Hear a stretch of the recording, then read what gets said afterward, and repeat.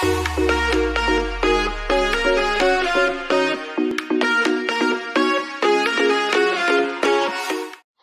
magandang umaga sa lahat ng mag-aaral ng ikalawang baitang. Oras na naman para tayo ay mag-aral, matuto at magsanay gamit ang ating module sa Arts. Isang napakagandang aralin ang ating mababasa, mauunawaan at matututuhan ngayon. Handa na ba kayo? Tara, simulan na natin. Para sa ating pagsisimula, siguruhin na hawak natin o nasa tabi natin ang ating module sa Arts, pagkat ito ang pangunahing kagamitan natin sa pagkatuto. Ihanda rin natin ang ating lapis at ang ating notebook o sagutang papel na siyang maglalaman ng mga sagot natin sa bawat pagsasanay o gawain na nakapaloob sa ating module. Ulitin natin, dapat may module, check. Dapat may lapis, check. Dapat may notebook o sagutang papel, check. Hayan, handang-handa na talaga tayo sa ating pag-aaral. Tara, simulan na natin. Para sa alamin, pagkatapos ng module na ito, ikaw ay inaasahang makagagawa ng paulit-ulit na pattern na may 2 to 3 hugis at kulay. Ang leksyong pag-aaralan natin ngayon ay patungkol sa paggawa ng pattern.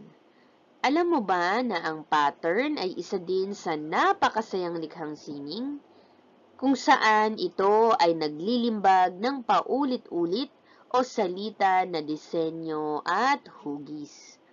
Alam kong ikaw ay isang malikhaing bata, kaya naman magagamit mo ang iba't ibang kulay at hugis upang makabuo ng magagandang pattern. Para susubukin, sa isang papel, iguhit at kulayan ng iba't ibang kulay ang mga hugis na nasa ibaba. Ulitin ko, sa isang papel, iguhit at kulayan ng iba't ibang kulay ang mga hugis na nasa ibaba. Para sa tuklasin, basahin at unawain ang kwento. Ang pamagat ng kwento ay ang paboritong laruan ni JJ. Akda ni Jenjen G. Maglalang. Tren-tren, choo-choo. Araw-araw ay abala si JJ sa kanyang laruang tren. Ito ang pinakapaborito niyang laruan na bigay sa kanya ng tatay niya. Maghapon halos ito ang kanyang kinakalikot at nilalaro. Hindi siya nagsasawa rito.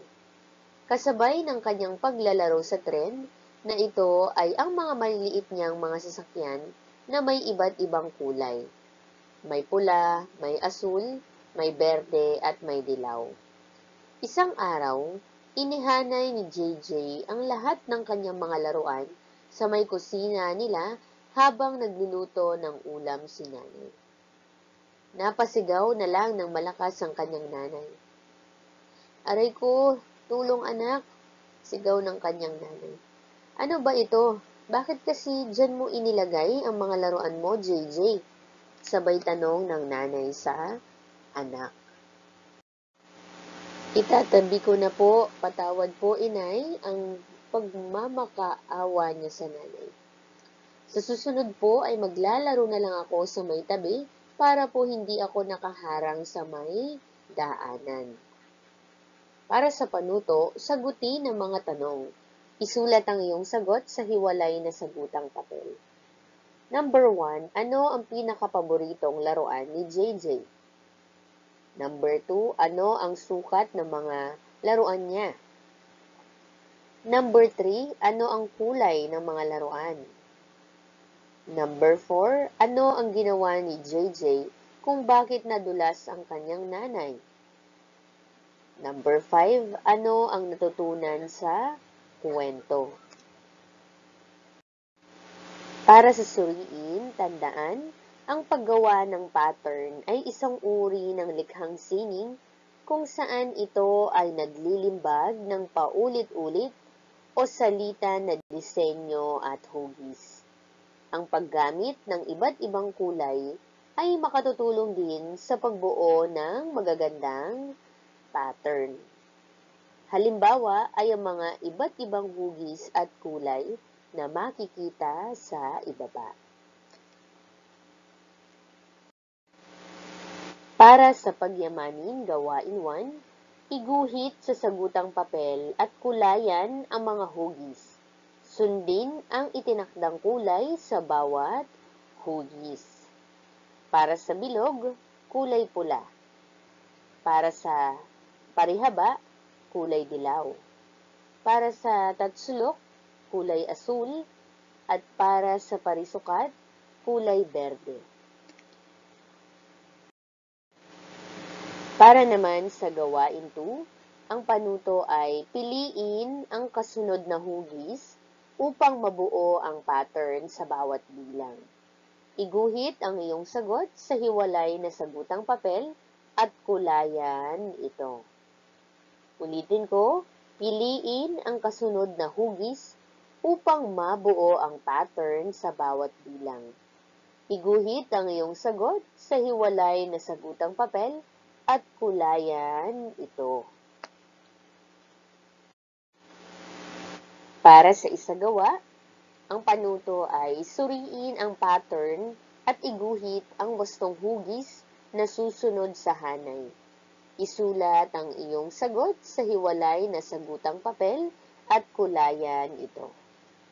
Ulitin ko, suriin ang pattern at iguhit ang wastong hugis na susunod sa hanay. Isulat ang iyong sagot sa hiwalay na sagutang papel at kulayan ito.